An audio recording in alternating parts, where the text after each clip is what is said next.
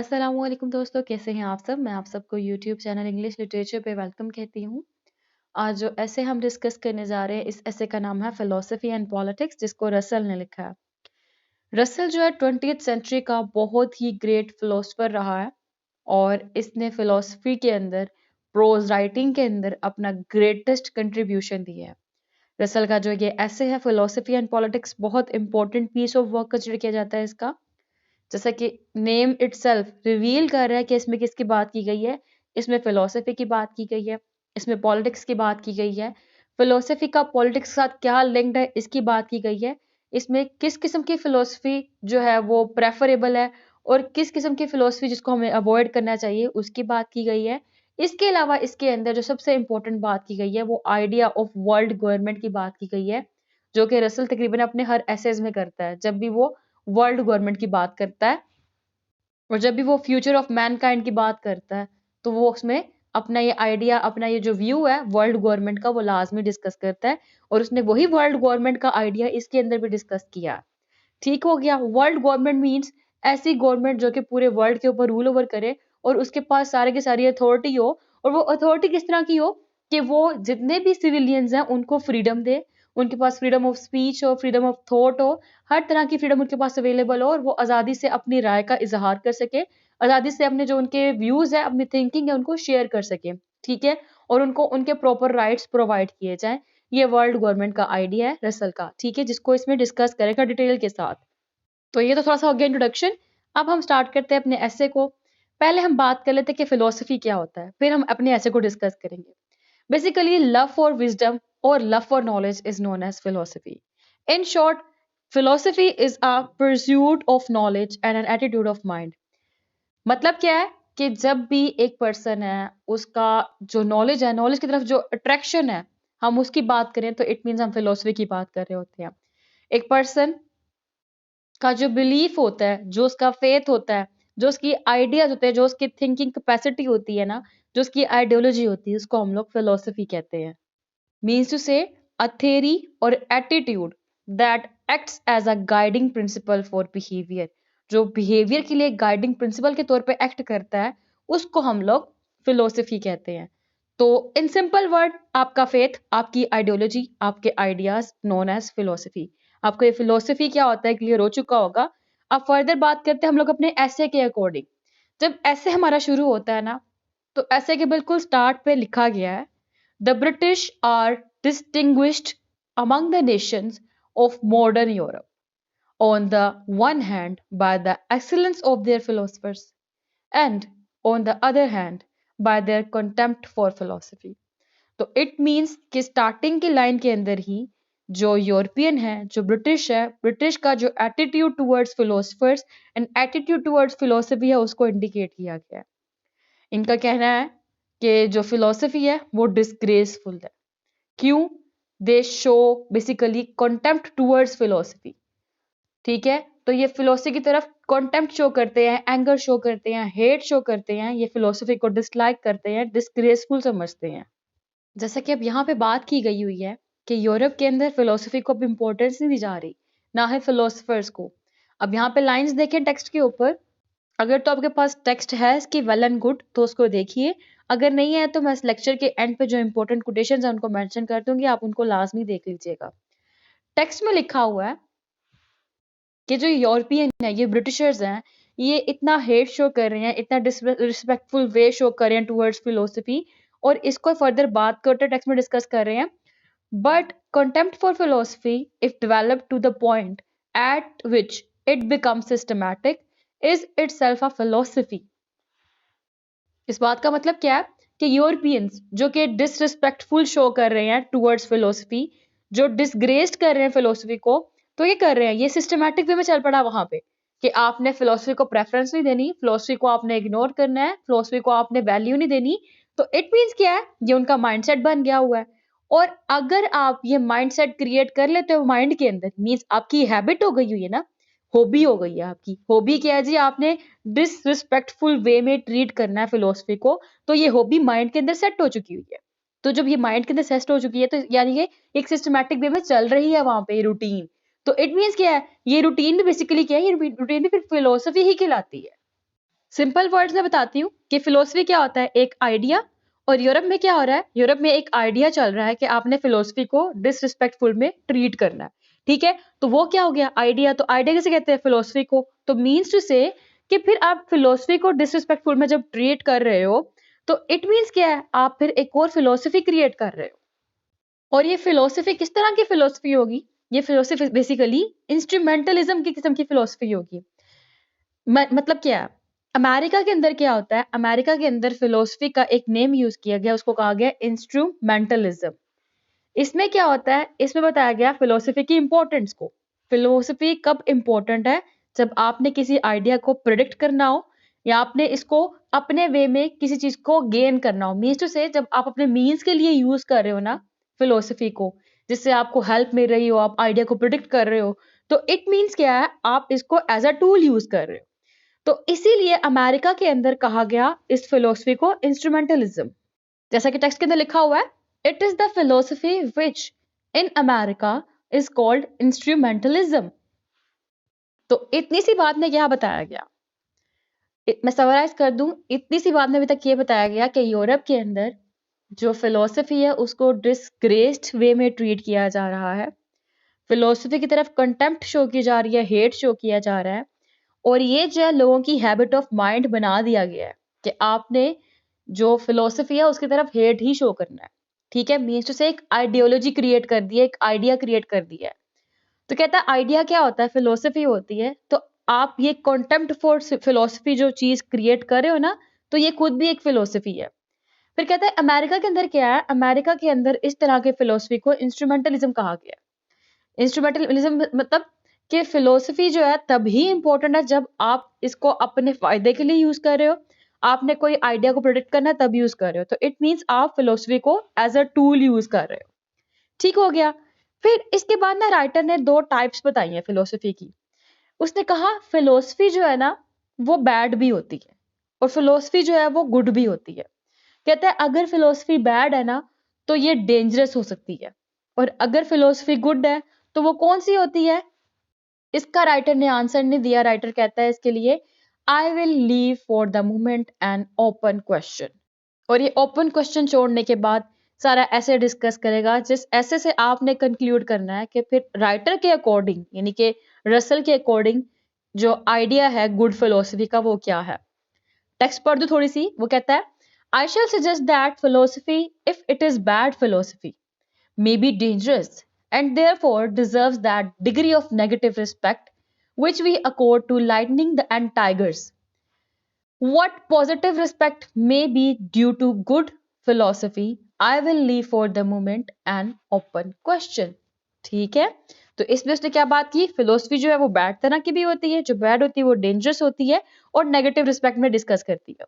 Philosophy जो होती है वो पॉजिटिव भी होती है, जो पॉजिटिव होती है वो गुड होती है। और गुड फिलोसफी किस तरह की होती है, I will leave for the moment an open question.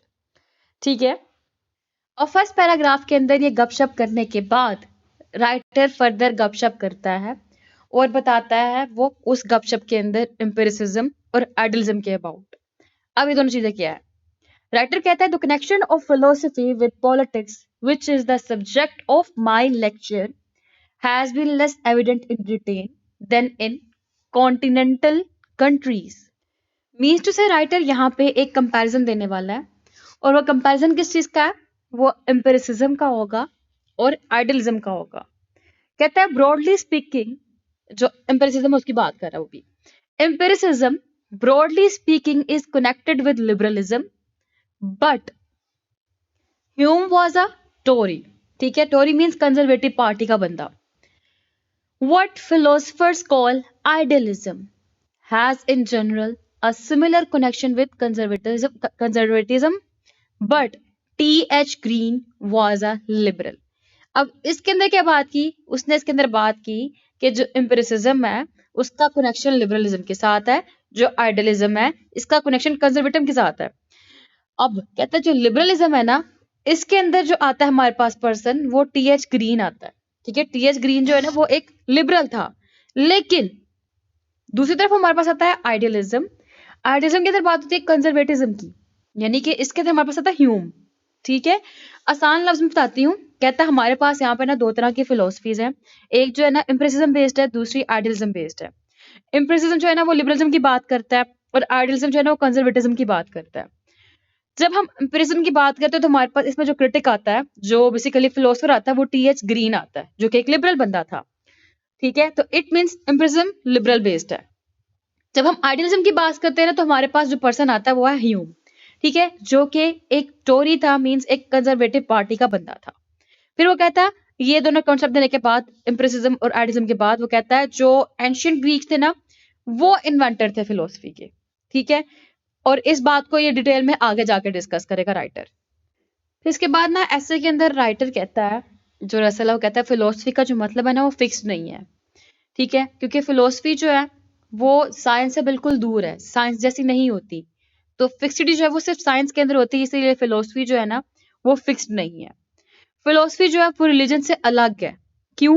क्योंकि रिलीजन के अंदर अथॉरिटी आती है, रिलीजन के अंदर जो है ना वो एम्फसाइज किया जाता है अथॉरिटी के अंदर, लेकिन फिलोसफी के अंदर कोई भी अपील नहीं करता है अथॉरिटी से। फिर वो कहते हैं रिलीजन जो है, सॉरी साइंस जो है वो भी अलग है फिलोसफी से, क्योंकि साइंस जो है वो हम लोगों को रहने का तरीका सिखाती है कि आपने इस तरीके से रहना है, इम्पोज करती है। ठीक है, लेकिन फिलोसफी जो है वो बताती है, इम्पोज नहीं करती। ठीक है, एक होता है प्रिस्क्राइब कर देना, एक होता है डिस्क्राइब करना। डिस्क्राइब कौन करता है? फिलोसफी डिस्क्राइब करती है कि हाउ टू लिव। ठीक है, लेकिन साइंस जो है वो प्रिस्क्राइब करती है कि आपने इस तरह ही रहना है। ठीक है, तो इसलिए कहता है फिलोसफी जो है वो डिस्टिंग्विश्ड है साइंस से। तो राइटर ने यहाँ पे दो व्यूज दे दिए। एक बताया कि फिलोसफी रिलीजन से बिल्कुल अलग है। रिलीजन से किस तरह से अलग है? क्योंकि रिलीजन जो है उसमें आपने अथॉरिटी को ओबे करना होता है, अथॉरिटी को अपील करना होता है, लेकिन फिलोसफी में आप आंसरेबल नहीं होते अथॉरिटी को। ठीक है, दूसरी तरफ उसने कहा कि फिलोसफी बिल्कुल अलग है साइंस से, क्योंकि साइंस जो है आपको प्रिस्क्राइब करती है कि आपने इस तरह से ही रहना है। ठीक है, लेकिन फिलोसफी जो आपको तरीका सिखाती है, आपको फोर्स नहीं करती। जिसको ऐसे में इस तरह लिखा गया, मैं आपको यहाँ पे कोट कर देती हूँ। Philosophy was distinguished from religion by the fact that, nominally at least, it did not appeal to authority or tradition. It was distinguished from science by the fact that an essential part of its purpose was to tell men how to live.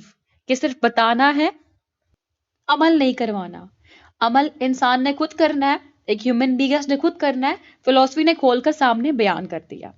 फिर इसके बाद ऐसे में लिखा गया हुआ है, its cosmological and ethical theories were closely interconnected. Cosmological means related to universe, universe से रेलेवेंट जितनी भी थ्योरीज हैं वो सारी की सारी। और एथिकल मीन्स जो चीज सही है और जो चीज गलत है, what is wrong and what is right. ठीक है, सारे एथिक्स में आते हैं। तो कहते हैं अगर हम फिलोसफी की कॉस्मोलॉजिकल थ्योरीज की बात करें या एथिकल थ्योरीज की बात करें तो ये क्लोजली इंटरकनेक्टेड है, आपस में जुड़ी हुई हैं। तो यहाँ पे बात ये की गई हुई है कि साइंस है, रिलीजन है, आर्ट है, इनमें कहीं ना कहीं तो कोई ना कोई कनेक्शन तो होता है। डिफरेंस तो बेसिकली है ही, लेकिन कोई ना कोई कनेक्शन होता है। और वो कनेक्शन किन बेसिस पे होता है? वो कॉस्मोलॉजिकल थेरीज की बेस पे होता है और एथिकल थेरीज की बेस पे होता है। और वो थेरीज आपस में कहीं ना कहीं इंटरकनेक्टेड होती हैं। ठीक है, क्योंकि साइंस का भी कॉस्मोलॉजिकल स्ट्रक्चर होता है, रिलीजन का भी होता है, आर्ट का भी होता है। सेम एथिक्स का भी साइंस बेस्ड होता है, रिलीजन का भी एथिक्स बेस्ड होता है और आर्ट का भी एथिक्स बेस्ड होता है। तो ये एक पॉइंट है जहां पे सारे आके आपस में इंटरलिंक्ड हो जाते हैं। ठीक है, तो इन्होंने यहाँ पे बोला फिलोसफी जो है, अगर हम कॉस्मोलॉजिकल थेरीज की बात करें या एथिकल थेरीज की बात करें तो यहाँ पे ये इंटरकनेक्टेड थी। मीन्स जो से साइंस में, रिलीजन में, आर्ट में कॉस्मोलॉजिकल थेरी का कॉन्सेप्ट और एथिकल थेरीज का कॉन्सेप्ट जो है वो रिलेटेड है आपस में। फिर फिलोसफी को साइंस से डिस्कस करने के बाद, रिलीजन के साथ डिस्कस करने के बाद, कॉस्मोलॉजिकल थेरीज के साथ डिस्कस करने के बाद, एथिकल थेरीज के साथ डिस्कस करने के बाद ना वो फिलोसफर्स की बात करता है। कहता है मोस्ट ऑफ द फिलोसफर्स जो है ना, most philosophers ethical opinions involve political consequences. Some valued democracy, other oligarchy, some praised liberty, others discipline. Almost all types of philosophy were invented by the Greeks, and the controversies of our own day were already vigorous among the pre-Socratics. अब इस बात का मतलब क्या है? कहता कि कुछ फिलोसफर्स थे जिनके ऊपर ये जो सिस्टम चला ना, एथिकल ओपिनियन, ठीक है, वो उनको पॉलिटिकल कॉन्सिक्वेंसेस से लिंक्ड कर रहे थे। ठीक है, मीन्स टू से कि अगर फिलोसफी को पॉलिटिक्स के साथ इन्वॉल्व किया जाए, फिर फिलोसफर जो थे वो किस तरह के व्यूज शेयर कर रहे थे, ठीक है, क्या कि हम लोगों ने पॉलिटिक्स को हम लोगों ने फिलोसफी के साथ मिक्स किया है। तो जो फिलोसफर्स क्या कर रहे थे, वो डिफरेंट फिलोसफीज को प्रेफरेंस दे रहे थे। कुछ ने डेमोक्रेसी को प्रेफरेंस दिया, कुछ ने ओलिगार्की को प्रेफरेंस दिया, कुछ ने लिबर्टी को, कुछ ने डिसिप्लिन को। डेमोक्रेसी क्या होता है? डेमोक्रेसी के अंदर ना एक जो पर्सन आप बनाते हो, रूलर बनाते हो अपना, आप वोटिंग सिस्टम के थ्रू, यानी कि अवाम अपना हुक्मरान खुद चुनती है, चूज करती है, ठीक है। ओलिगार्की के अंदर क्या होता है? ओलिगार्की के अंदर जो गवर्नमेंट है ना, वो कुछ कुछ अमीर लोग होते हैं, फ्यू वेल्दी पीपल, वो रन करते हैं गवर्नमेंट को। लिबर्टी जहां पे फ्रीडम दी जाए, डिसिप्लिन जहां पे डिसिप्लिन मेंटेन हो, ठीक है। तो ये बेसिकली डिफरेंट फिलोसफर्स थे जब वो फिलोसफी को पॉलिटिक्स के साथ मिक्स कर रहे थे ना, यानी कि फिलोसफी को इन्वॉल्व कर रहे थे पॉलिटिक्स के अंदर, या पॉलिटिक्स को इन्वॉल्व कर रहे थे फिलोसफी के साथ। तो वो बात कर रहे थे डिफरेंट फिलोसफीज की, यानी कि डिफरेंट व्यूज दे रहे थे, डिफरेंट आइडिया दे रहे थे, जिनमें से कुछ ने प्रेफरेंस दिया डेमोक्रेसी को, कुछ ने ओलिगार्की को, कुछ ने लिबर्टी को, कुछ ने डिसिप्लिन को, ठीक है। तो इसीलिए अब देखिए, पर्सन ए है, पर्सन बी है, पर्सन सी है, ठीक है, 3 पर्सन है। इसका अपना ओपिनियन है, इसका अपना ओपिनियन है, इसका अपना ओपिनियन है। ए की अपनी फिलोसफी है, बी की अपनी फिलोसफी है, सी की अपनी फिलोसफी है। ए अपनी फिलोसफी से नहीं हटेगा, बी अपनी फिलोसफी से नहीं हटेगा, सी अपनी फिलोसफी से नहीं हटेगा, ठीक है। तो इट मीन्स तीनों फिलोसफर्स हैं, और तीनों फिलोसफर्स की अपनी अपनी फिलोसफी है, और ये अपने अपने फिलोसफी के अकॉर्डिंग ही एक्ट करने वाले हैं। इसमें से एक फिलोसफर अब डेमोक्रेसी को प्रेफरेंस देता है, एक ओलिगार्की को प्रेफरेंस देता है, एक लिबर्टी को प्रेफरेंस देता है। क्यों? अपनी फिलोसफी की बेस पे, ठीक है। तो इसीलिए philosopher can be biased, philosopher biased हो सकते हैं, क्योंकि वो अपने ओपिनियन को प्रेफरेंस देते हैं। जबकि फिलोसफी की डिमांड क्या है? फिलोसफी की डिमांड न्यूनेस है, ठीक है। नॉलेज के अंदर न्यूनेस आती रहती है, नॉलेज इंप्रूव होता रहता है, नॉलेज बढ़ता रहता है। तो इसीलिए इस बायसनेस से निकलना चाहिए, और राइटर इस बायस्ड व्यू से निकलने की बात कर रहा है यहाँ पे। और नॉलेज में चेंज आता रहता है।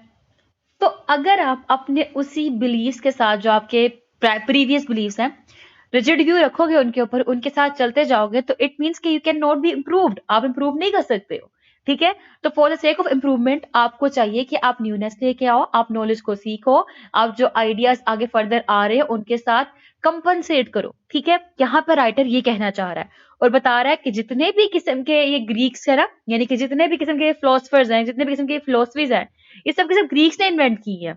और मैंने एक वर्ड यूज किया था पॉलिटिकल कॉन्सिक्वेंसेज का। वो पॉलिटिकल कॉन्सिक्वेंसेज इसी बेस पे आती हैं जब ए बी सी तीनों की अपनी फिलोसफीज हो, तीनों अपनी फिलोसफीज के साथ रिजिडली अटैच्ड हो, ठीक हो गया। तो इस स्लाइड पे हमने अब तक देखा कि फिलोसफी जो है, कहता है उसका मीनिंग जो है फिक्स नहीं होता, क्योंकि फिक्सडी सिर्फ साइंस के अंदर होती है। फिलोसफी रिलीजन से अलग है, क्योंकि फिलोसफी अथॉरिटी को अपील नहीं करती। साइंस से अलग है, क्योंकि ये सिखाती है किस तरह रहना है, फोर्स नहीं करती किस तरह रहना है। फिर उसने बताया कि कॉस्मोलॉजिकल थ्योरी होती है, एथिकल थ्योरीज होती हैं, इसके अंदर जो है ना हमारा ये फिलोसफी वो इंटरकनेक्टेड होती है। फिर उसने कहा फिलोसफर जो है वो डिफरेंट तरह के होते हैं, जो डिफरेंट फिलोसफीज को प्रेफरेंस देते हैं, जैसे कि कुछ डेमोक्रेसी को बात करते हैं, कुछ ओलिगार्की की बात करते हैं, कुछ लिबर्टी की बात करते हैं, कुछ डिसिप्लिन की बात करते हैं। फिर इसमें बताया गया कि जितनी भी फिलोसफीज हैं सारी की सारी, कॉस्मोलॉजिकल थ्योरी की बात की गई, एथिकल थ्योरीज की बात की गई, ठीक है, और ये डेमोक्रेसी, ओलिगार्की वगैरह वगैरह, ये सब की सब थ्योरीज जो है, ये सब की सब फिलोसफीज इन्वेंट की थी ग्रीक्स ने। फिर आगे चलते हैं, इसके बाद राइटर कुछ फंडामेंटल प्रॉब्लम्स की बात करता है।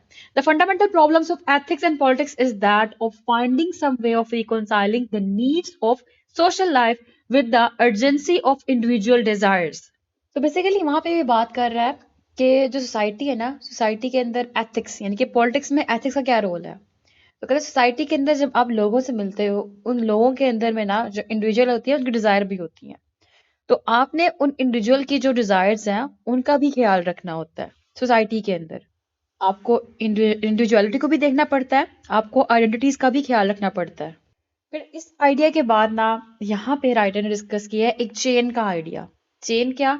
कि एक पर्सन है, फॉर एग्जाम्पल अगर उसने रिलीजन के अकॉर्डिंग यहाँ पे बात की है कि जो रूल्स हैं वो रिलीजन प्रिस्क्राइब करता है, जैसा कि टेक्स्ट के अंदर लिखा हुआ है, law can be reinforced by religion wherever religion teaches that disobedience is impity, where there is a priesthood sufficiently influential to enforce its moral code on lay rulers, even the rulers become to some extent subject to law, dot dot dot यानी कि so on. अब इसमें बात क्या की जा रही है, इसके अंदर ये बताया जा रहा है कि जो रिलीजन है वो लॉ इम्पोज करता है, ठीक है।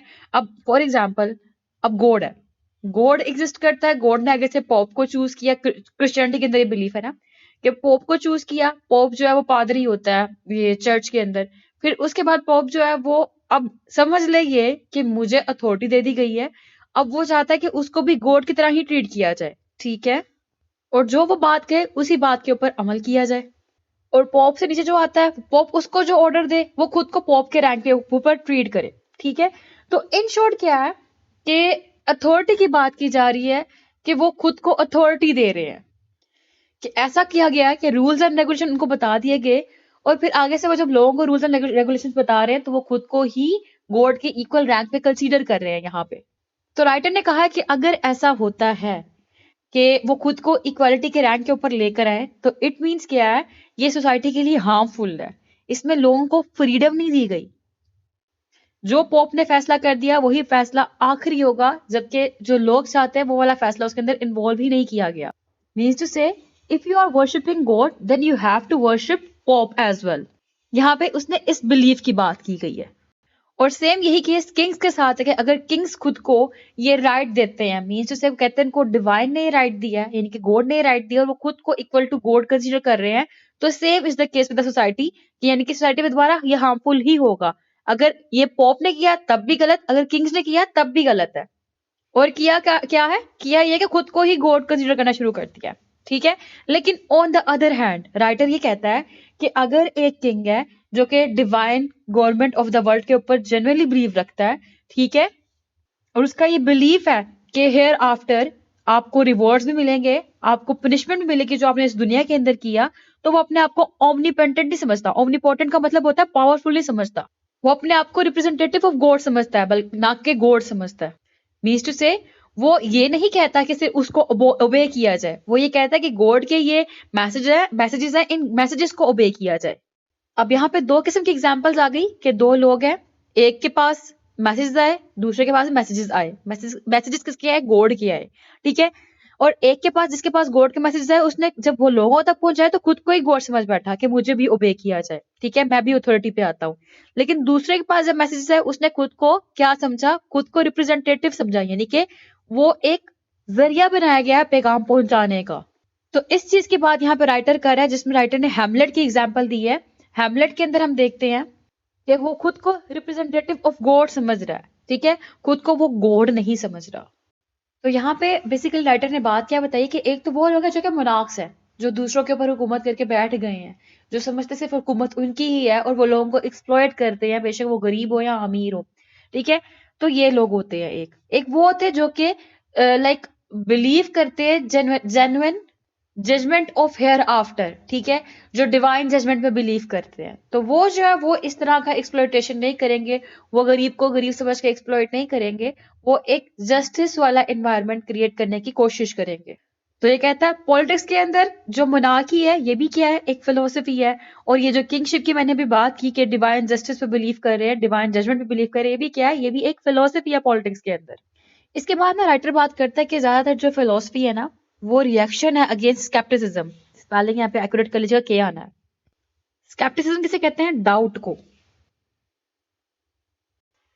इसमें क्या होता है, इसमें बेसिकली यानी कि स्केप्टिसिज्म के अंदर क्या होता है कि बेसिकली इसके अंदर जो ट्रूथ और मॉरल्स जो होते हैं ना वो सब्जेक्टिव रियलिटीज कंसिडर किए जाते हैं। इसमें क्वेश्चन किया जाता है अगेन एंड अगेन रियलिटीज के ऊपर, ट्रूथ्स के ऊपर। इनका बिलीफ होता है, मतलब जो माइंड में है ना वो ट्रूथ है, वो रियलिटी है। सब्जेक्टिव रियलिटीज कहते हैं जो चीज आपके माइंड के ऊपर डिपेंड कर रही हो, और दूसरी होती है ऑब्जेक्टिव रियलिटी, यानी कि जो चीज एक्चुअल में एग्जिस्ट कर रही है उसको माइंड की डिपेंडेंस की जरूरत नहीं होती, वो इंडिपेंडेंट होती है। ठीक हो गया, जैसा कि अब ये मेरा मोबाइल है, मेरा लैपटॉप है, मेरी बुक है, ये क्या है, ये ऑब्जेक्टिव रियलिटीज है। लेकिन जो चीज मेरे माइंड के अंदर डिपेंड कर रही है ना वो क्या है, वो सब्जेक्टिव रियलिटी है। तो जो स्केप्टिसिज्म होता है, इनके अकॉर्डिंग जो ट्रुथ है और मॉरल्स है वो क्या है, वो सब्जेक्टिव रियलिटीज है, यानी कि जो चीज माइंड में एग्जिस्ट कर रही है ना वो ट्रुथ है। अगर आपने पॉलिटिक्स पढ़ी हो, सॉरी पॉलिटिक्स कह रही, रिपब्लिक पढ़ी हो प्लेटो की, तो प्लेटो उसमें क्या बात करता है, जो इमिटेशन की बात करता है, कहता है जो माइंड के अंदर है वो सच है, जो उसकी कर दिया आपने कॉपी बना दी वो क्या है, वो इमिटेशन है। तो बेसिकली यही बात की जा रही है हमें स्केप्टिसिज्म की, उसके अगेंस्ट रिएक्शन होता है मोस्ट फिलोसफीज के अंदर। अच्छा, अब एक और पॉइंट मैं दे दूं। ग्रीक्स ग्रीक्स जो थे ना, जो ग्रीक्स का पीरियड था, ग्रीक्स का टाइम पीरियड था, ग्रीक्स का जो ग्रुप था, जो उनका फिलोसफी का ग्रुप था ना, वो ग्रुप बेस करता था स्केप्टिसिज्म के ऊपर। ठीक हो गया। लेकिन जो मॉडर्न फिलोसफर का ग्रुप आया वो उसके अगेंस्ट था। ठीक है। तो ये बात करने के बाद कि scepticism, reaction against scepticism means to say कि जो फिलोसफी है वो स्केप्टिसिज्म के अगेंस्ट रिएक्शन होता है।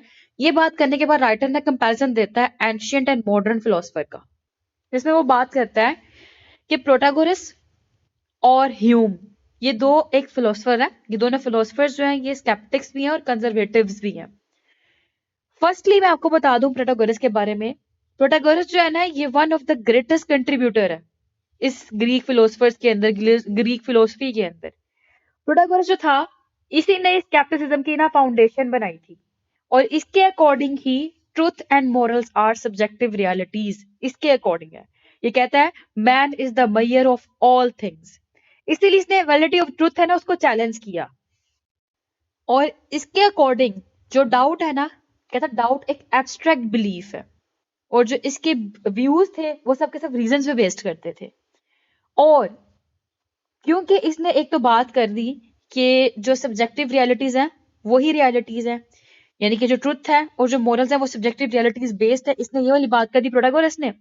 और साथ में इसका बिलीफ था कि यहाँ पे गॉड है। ठीक है। लेकिन अगर मैं यहाँ पे करेक्शन करूं थोड़ी सी, तो बेसिकली ना जो प्रोटागोरस था ये एक एथीस्ट था। इसका गॉड पे बिलीफ नहीं था, लेकिन इसका बिलीफ ये था कि यहाँ पे कुछ पावर है जिसको वर्शिप किया जाता है। ठीक है। तो ये इसका बिलीफ था। अब यहाँ पे मैंने ह्यूम की बात की। ह्यूम बेसिकली कौन है? ये एक मॉडर्न है, क्योंकि मैंने बताया ना यहाँ पे एंशिएंट एंड मॉडर्न फिलोसफर की इसने ना कंपैरिजन दिखाया। तो इसने पहला बताया प्रोटागोरस का, दूसरा से बताया ह्यूम का। प्रोटागोरस कौन है? ये एंशिएंट है। और ह्यूम जो है ये कौन है? ये एक मॉडर्न फिलोसफर है। ठीक हो गया, दो फिलोसफर्स आगे हमारे पास। अब दोनों जो फिलोसफर्स है वो स्केप्टिक्स है और कंजर्वेटिव्स है। ठीक हो गया। अब इनमें जो प्रोटागोरस है उसका बिलीफ था कि जो गॉड है वो नहीं है। ठीक है। वो गॉड को नहीं मानता था क्योंकि वो एथीस्ट था। लेकिन वो कहता था यहाँ पे कोई पावर तो एग्जिस्ट करती है जिसको वर्शिप किया जाता है। और साथ में ना इसका बिलीफ ये भी था कि government is not a divine origin, कि गवर्नमेंट जो है वो कैसे डिवाइन हो सकती है? वो डिवाइन ओरिजिन नहीं है, वो भी हम जैसे ही लोग हैं, जितना राइट उनके पास है उतना ही राइट हमारे पास है। और यही बिलीफ ह्यूम का भी था। ठीक है। अब बेसिकली दो राइटर चल रहे हैं, सॉरी दो फिलोसफर चल रहे हैं। एक हो गया प्रोटागोरस, दूसरा हो गया ह्यूम। ठीक है। मैंने बताया था आपको एक एंशिएंट का था, एक मॉडर्न का था। इनका कंपैरिजन दिखा रहा है। अब पैरेलल लाइन चलेगी, लेकिन उससे पहले मैं थोड़ा सा टेक्स्ट को रीड कर दूं। यहाँ पे कहता है writer, there have of course been expectations. The most notable are Protagoras in antiquity and Hume in modern times.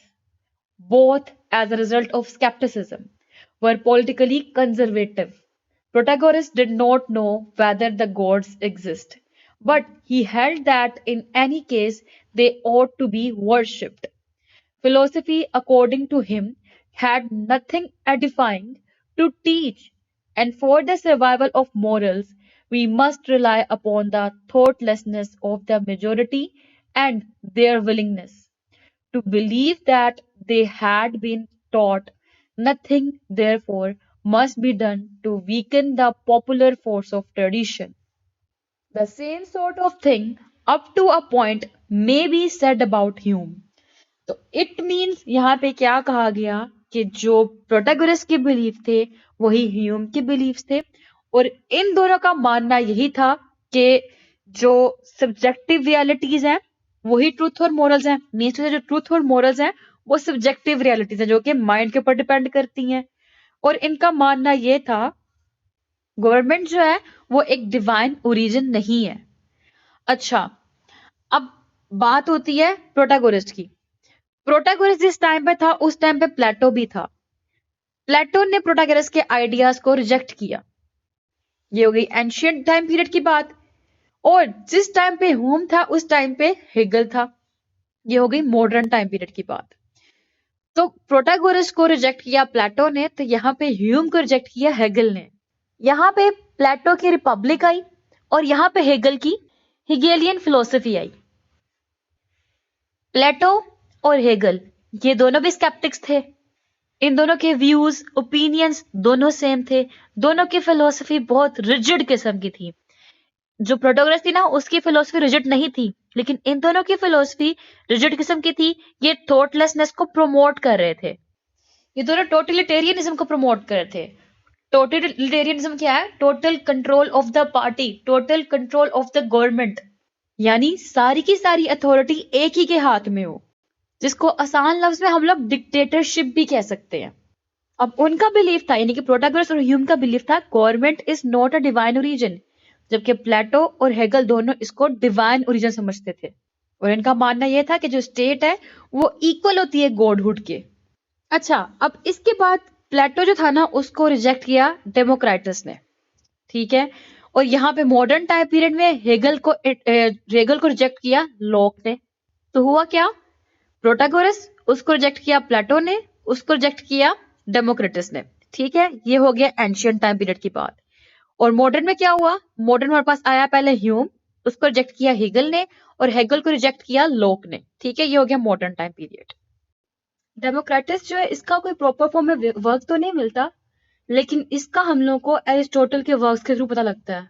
अच्छा, अगर हम अब इन ग्रुप्स को सेपरेट करें, ठीक है, जैसे कि प्रोटैगोरस और ह्यूम ये दोनों एक ग्रुप बन रहा है, प्लेटो और हेगल ये दोनों एक ग्रुप बन रहा है, डेमोक्रेटस और जॉन लॉक ये दोनों का एक ग्रुप बन रहा है। अब ये तीन ग्रुप्स को देखें तो इनकी फिलोसफी जो है, हमारे पास दो फिलोसफीज आ रही हैं। एक आ रही है हमारे पास हेगेलियन फिलोसफी नंबर 1 पे, और नंबर 2 पे हमारे पास आ रही है एम्पिरिसिज्म। तो ये दो फिलोसफीज की बेसिकली राइटर यहाँ पे बात कर रहा है, इन जो फिलोसफर है उनके थ्रू। तो कितनी फिलोसफीज हुई? दो फिलोसफीज, एक है हेगेलियन, एक है एम्पिरिकल। हेगेलियन फिलोसफर जो है ना, हेगेलियन फिलोसफी ये एक रिजिड है, कंजर्वेटिव बेस्ड है। इसके अंदर हमारे पास प्लेटो, हेगल, लेनिन, हिटलर और जितने भी रिलीजियस ग्रुप्स हैं, रिलीजियस फैक्शंस हैं, सारे सारे इसके अंदर आते हैं। फिर एम्पिरिकल फिलोसफी की बात करें तो एम्पिरिकल फिलोसफी जो है वो लिबरल और फ्रीडम बेस्ड है।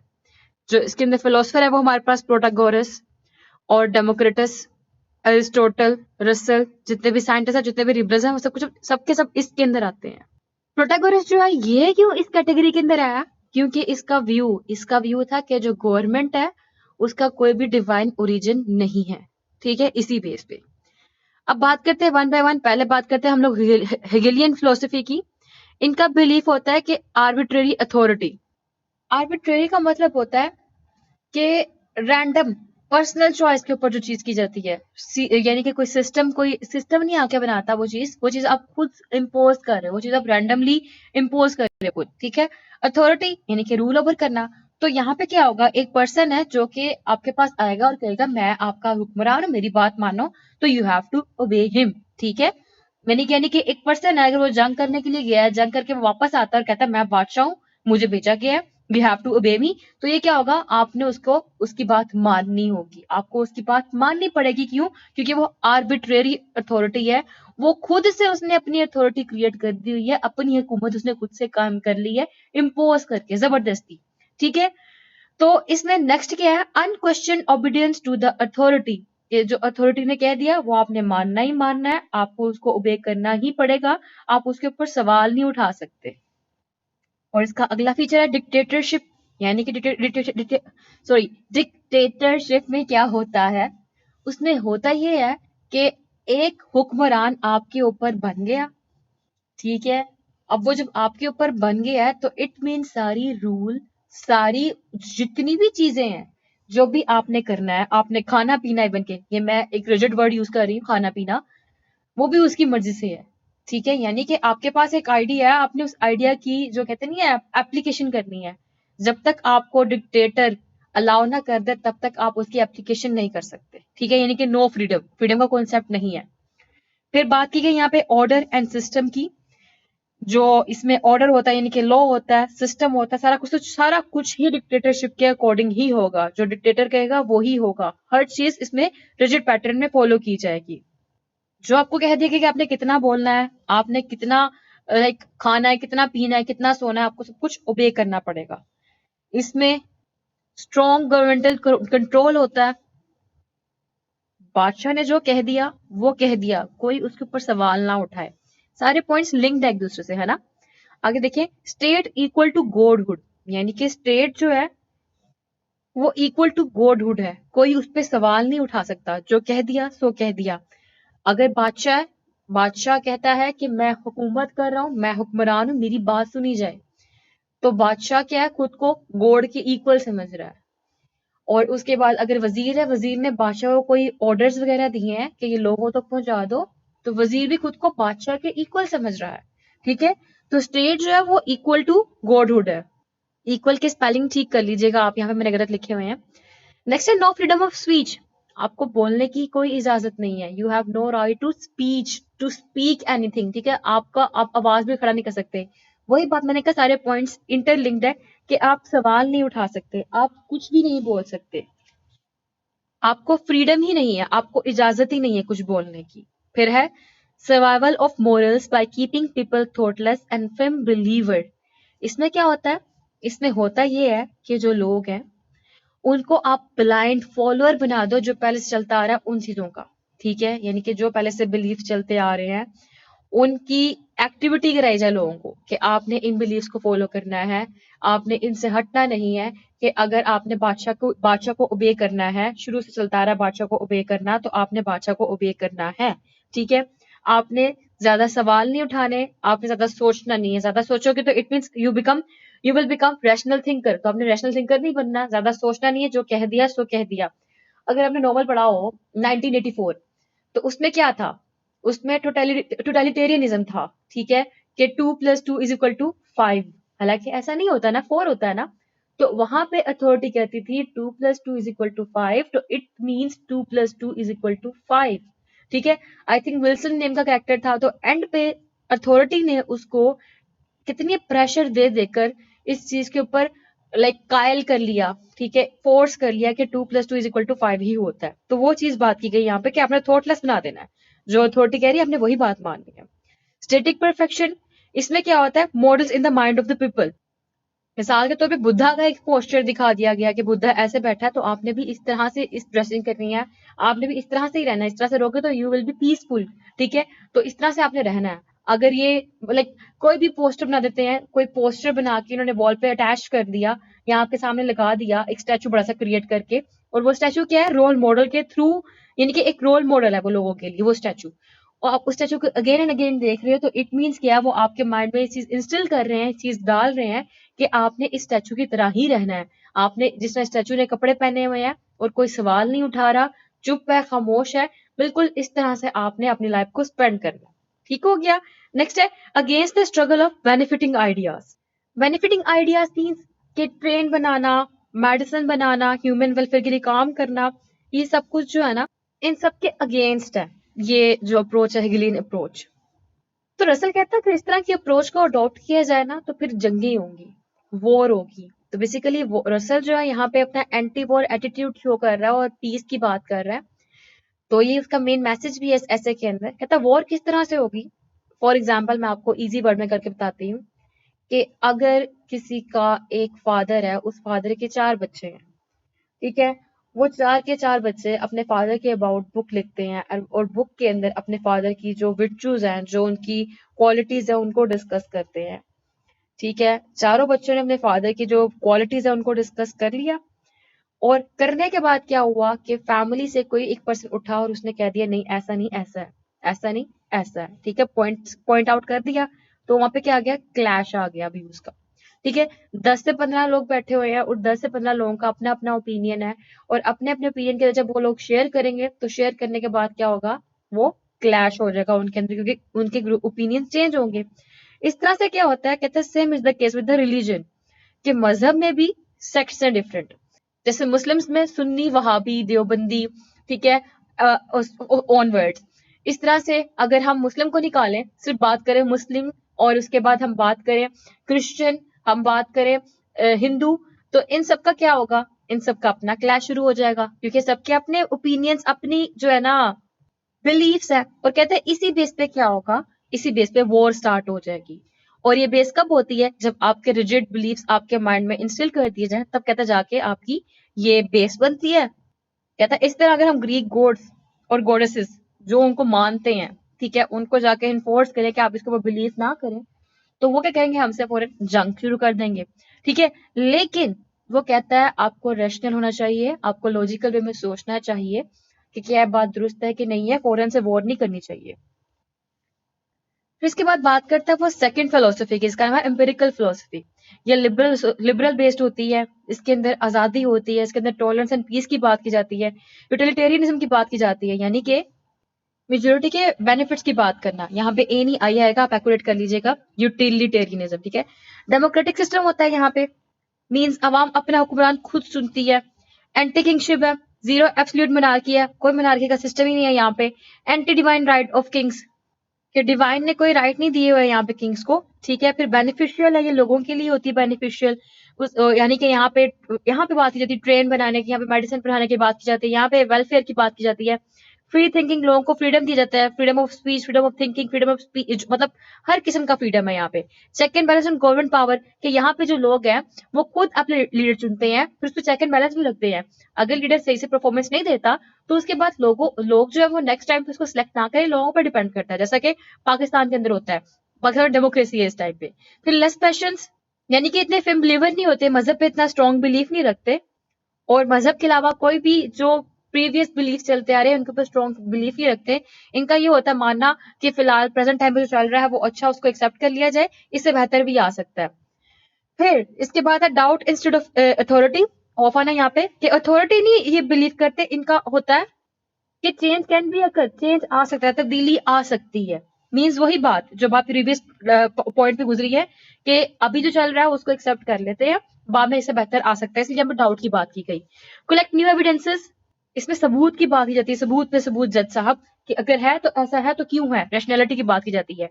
ह्यूमन नॉलेज इज लिमिटेड, कि ह्यूमन का जो नॉलेज है वो लिमिटेड है, वो कंप्लीट नहीं है, ह्यूमन परफेक्ट नहीं है, इसलिए तो नथिंग इज कांस्टेंट, कुछ भी कांस्टेंट नहीं, यहाँ पे चेंज आ सकता है। चेंज वाली बात वही लिंक्ड अगेन के जो भी चल रहा है सो चल रहा है, बाद में तब्दील हो सकता है। Man is incapable of perfection, कि मैन जो है वो परफेक्ट हो ही नहीं सकता, क्योंकि मैन का नॉलेज भी है वो इनकम्प्लीट ही रहता है, क्योंकि नॉलेज जो है वो चेंज होता रहता है, न्यूनेस नॉलेज के अंदर आती रहती है। फिर बात की गई यहाँ पे ट्रेड, तो ट्रेड जो है ये बेसिकली इसी ने प्रमोट किया था लिबरलिज्म को। किस तरह से कि अगर एक पर्सन क्रिश्चियन है दूसरा बुद्धिस्ट है तो दोनों के डिफरेंट बिलीफ है, लेकिन ड्यू टू ट्रेड से क्या हुआ, दोनों ने डिफरेंट बिलीफ की बेस पे वॉर नहीं की, बल्कि एक दूसरे की रिस्पेक्ट की, और रिस्पेक्ट करके इकट्ठे होकर इन्होंने ट्रेडिंग शुरू की। तो बेसिकली ट्रेड डिस्ट्रॉयड डोगमा। फिर रैशनैलिटी, कि वही बात लॉजिकल थिंकिंग की बात की जाती है, ये एंटी डोगमेटिक और एंटी फेनेटिक टेक्निक है। कौन सी फिलोसफी, बेसिकली एम्पेरिकल फिलोसफी। और राइटर जो है वो किस फिलोसफी के हक में है, राइटर एम्पेरिकल फिलोसफी के हक में है। और इसलिए कहते प्रेजेंट टाइम पे हम लोगों को डेमोक्रेसी वाली जो चल रही है ना अप्रोच, उसको एक्सेप्ट कर लेना चाहिए। फ्यूचर में इससे बेटर आ सकती है, लेकिन हम लोग को इसमें जरूर कोई ना कोई ड्रॉबैक्स हैं, लेकिन ड्रॉबैक्स होने की बेस पे हम लोग को इस फिलोसफी को एक्सेप्ट करना चाहिए, ताकि हमारा फ्यूचर जो है वो बेनिफिट वाला फ्यूचर हमारा जो है वो अच्छा हो। क्योंकि राइटर का बिलीफ ये है कि जो डिक्टेटरशिप है और मोनार्की है उसके मुकाबले में डेमोक्रेसी के अंदर लेस डिफेक्ट्स होते हैं, ठीक है। इसी के साथ राइटर जो है अपना कंक्लूजन देता है, जिस कंक्लूजन के अंदर वो डेमोक्रेसी की बात करके वर्ल्ड गवर्नमेंट का आइडिया देता है, और इसी से हमारा ऐसे एंड होता है। फिर कुछ इंपॉर्टेंट कोटेशंस है, मैं आपको जस्ट शो कर दूंगी क्योंकि लेक्चर बहुत लंबा हो गया, इसको रीड करने का टाइम नहीं होगा मेरे पास। फिर ये कुछ 3 कंडीशंस है, नेक्स्ट कोटेशंस, ये दोनों कोटेशंस आप वीडियो को पॉज करके स्क्रीनशॉट ले लीजिएगा और इनको ऐड कर लीजिएगा बीच में। नेक्स्ट कोटेशंस है जिसमें बताया गया है डेमोक्रेटिक लिबरलिज्म जो है उसको लॉक ने डेवलप किया था। फिलोसफी जो है उसका मतलब होता है नो फिक्सिटी और man is the measure of all things. फिर नेक्स्ट कोटेशंस है, ये 4 कोटेशंस है। इन 4 के बाद ये नेक्स्ट कोटेशन है जो स्क्रीन पे शो कर रही हूँ मैं आपको, ये भी फर्दर 4 कोटेशंस है, और ये 4 इंपॉर्टेंट कोटेशंस की सारी। आई होप ये लेक्चर आपके लिए हेल्पफुल रहा होगा, दुआओं में खास याद रखिएगा, और कोई भी कंफ्यूजन हुई तो आप मुझसे कमेंट में पूछ सकते हैं। तब तक के लिए अल्लाह हाफिज, फिर मिलते हैं अगले लेक्चर में अगली वीडियो के साथ। फी अमान अल्लाह।